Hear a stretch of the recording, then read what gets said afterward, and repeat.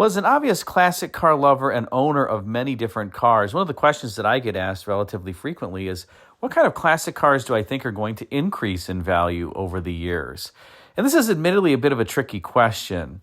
One of the things that I have to say is that I've watched various cars go from just effectively used cars to being very expensive, and other cars that were very expensive are now cheap.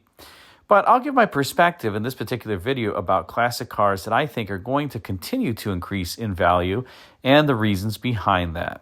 First, let's start with a little bit of a history lesson. If you were somebody who was growing up in the 1950s and 1960s, you might recall that, well, for that period of time, Model T, Model A Fords, as an example, were especially popular.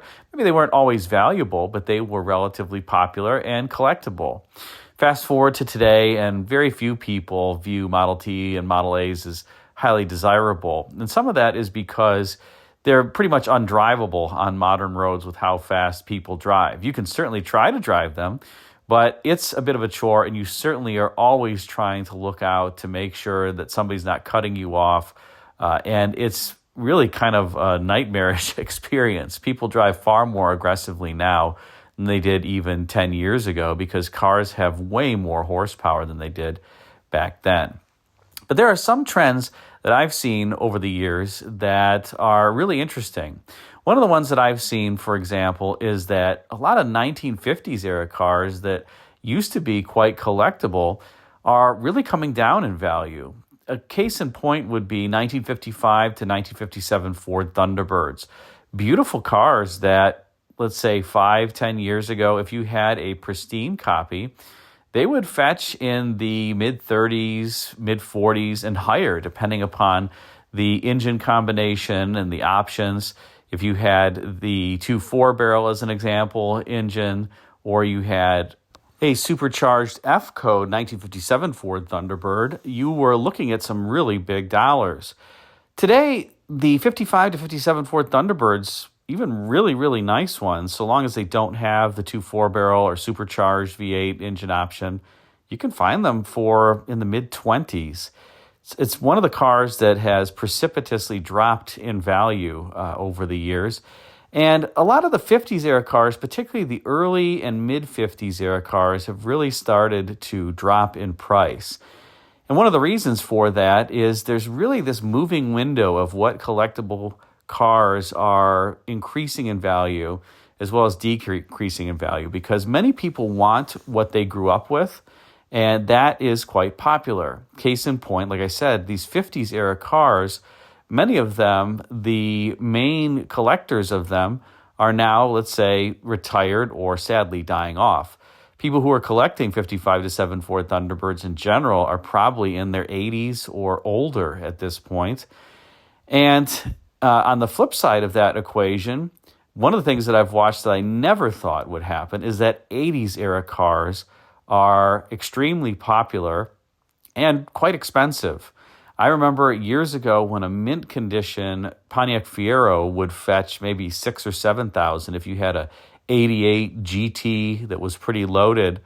I actually had a 1988 Fiero GT V6 fully loaded car. I remember this was probably 15 years ago. I paid $6,000 for it, and I was really happy because about a year and a half later, I sold it for $7,500. And it had about 28,000 miles on it. It was a beautiful color, great condition, and I thought that was a deal. That same car today would probably be worth $14,000, $15,000, especially given how well kept it was. So those cars have increased pretty significantly in value, and that's because people who grew up with those 80s era cars and driving around in them, the fact that they aren't great cars doesn't really matter. People want that, let's say, feeling of nostalgia. Now, then that begs the question of, are 90s era cars ever going to get hot? And I think maybe slightly to some degree of very few select models. But the other thing about the 90s era cars is that they were relatively complicated and they had pretty sophisticated electronics, and the parts on those cars, to find those parts now is really, really challenging. So I think there'll be some blip. If I had to pick what are my next collectibles on the list, I think one of them is the 1995 to 1999 Aurora. That car is absolutely gorgeous. It's beautiful. It's just a fantastic car to drive. And the only thing that really I think is holding back its value is the fact that it has a 4-liter Northstar V8, and people are concerned, perhaps rightfully so, about maintenance issues on that engine now 30 years later. But I've watched those cars, let's say a nice condition car, go from $2,500 to $3,000. Now, if you have a mint condition one, you could be talking $8,000, $9,000. They're not expensive, but in terms of a percent increase, they're certainly much more expensive than they were just a few years ago.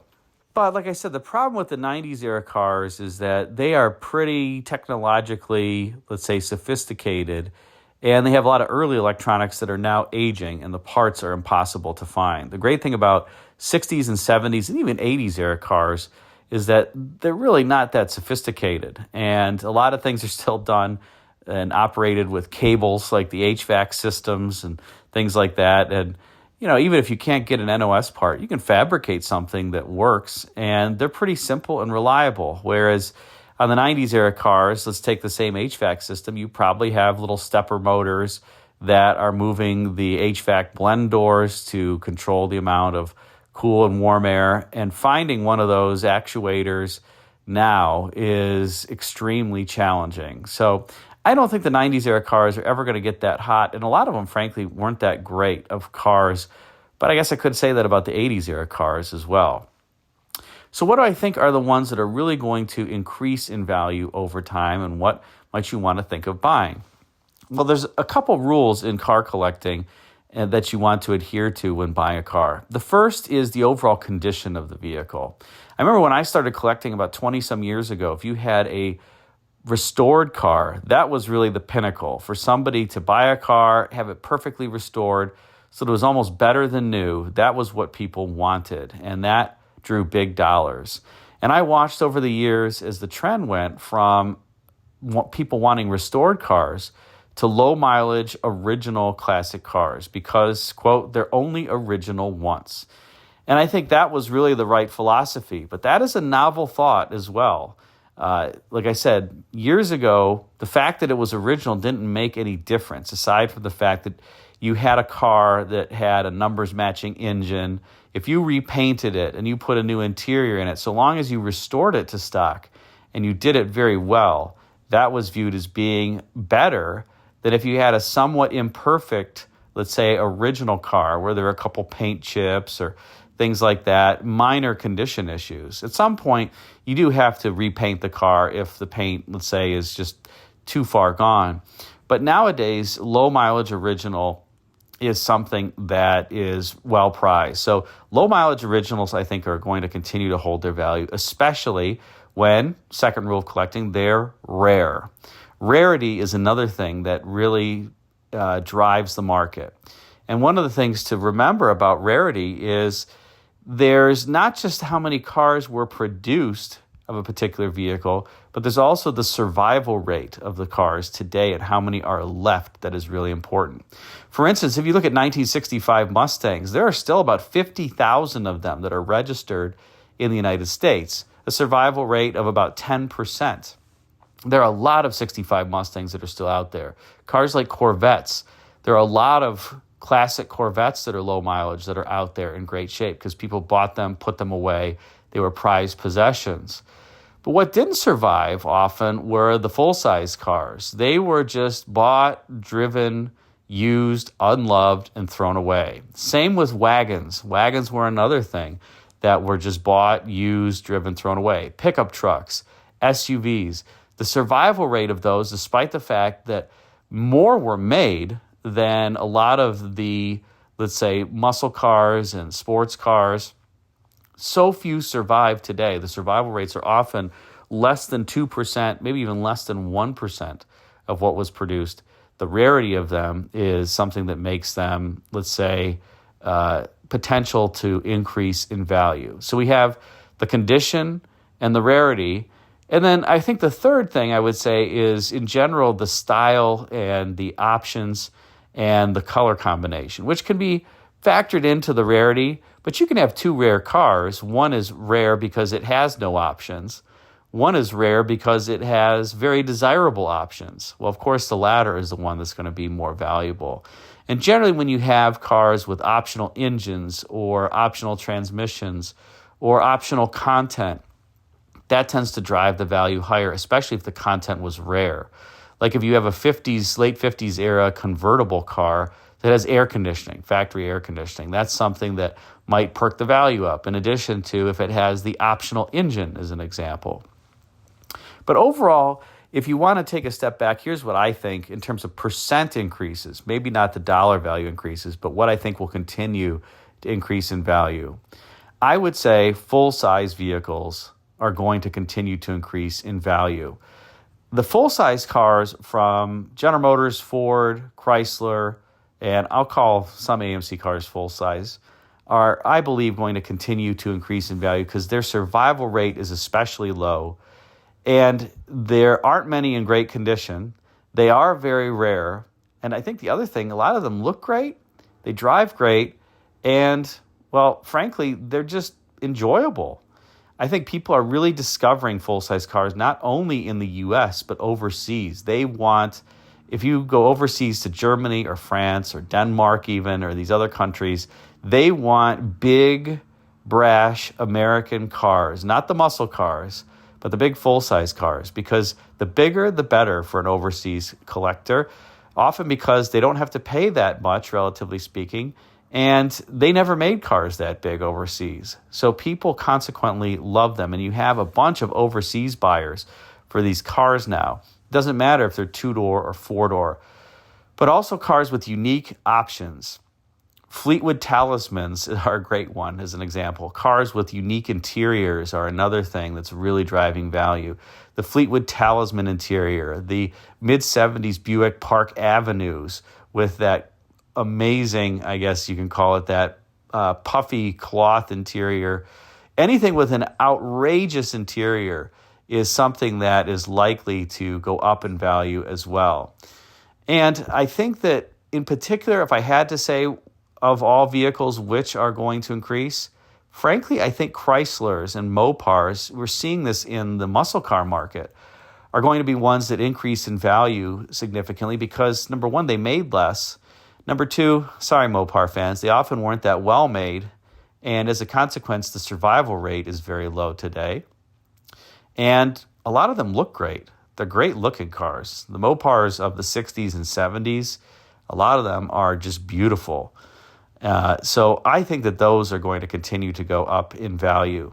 And some of them have crazy, crazy interiors. So if you got a Mopar that's in beautiful condition, it's a rare car with a awesome interior, it doesn't matter if it's a two-door or four-door, that thing is going to be a prize collectible, I think. Prize is maybe a stretch of a word, but from a percent increase in value, I think that those are going to have some hefty percent increases overall.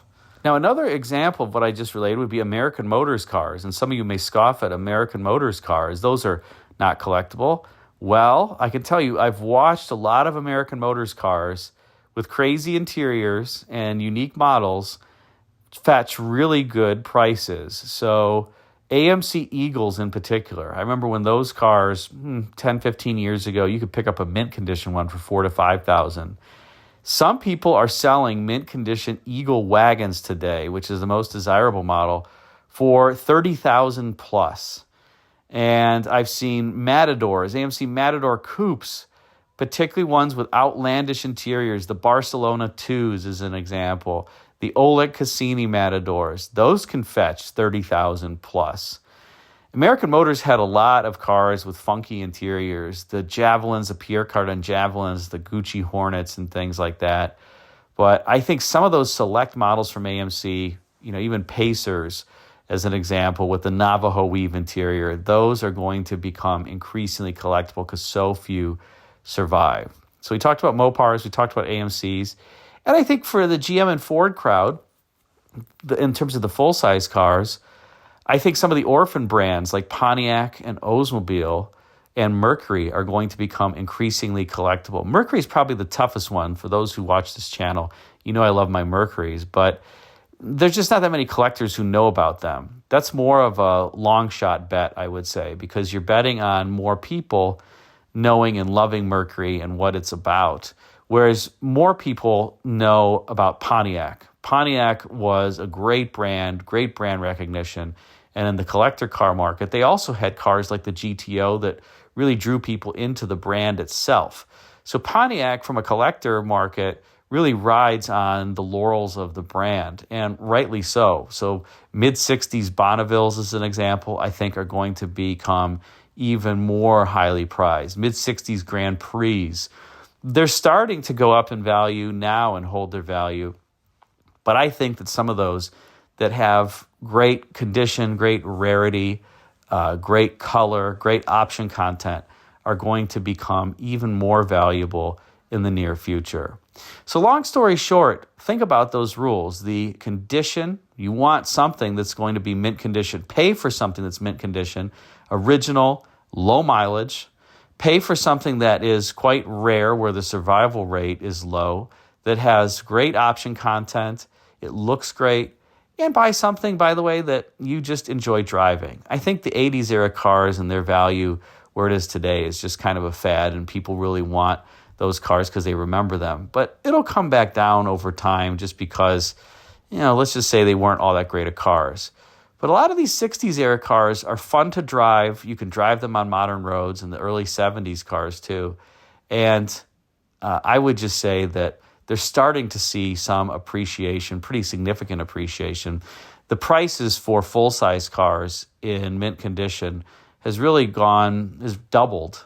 Maybe it's gone up by 100%, 150% in the last 5 years since COVID. I think they're going to continue to go up because they're still cheap relative to everything else, and they provide a great experience to drive, and they're just good vehicles overall. So what do you think about my thoughts? Put a comment in the comment section, but this is what I think is going to be hot in the near-term future and also over the longer term. Thanks again for watching.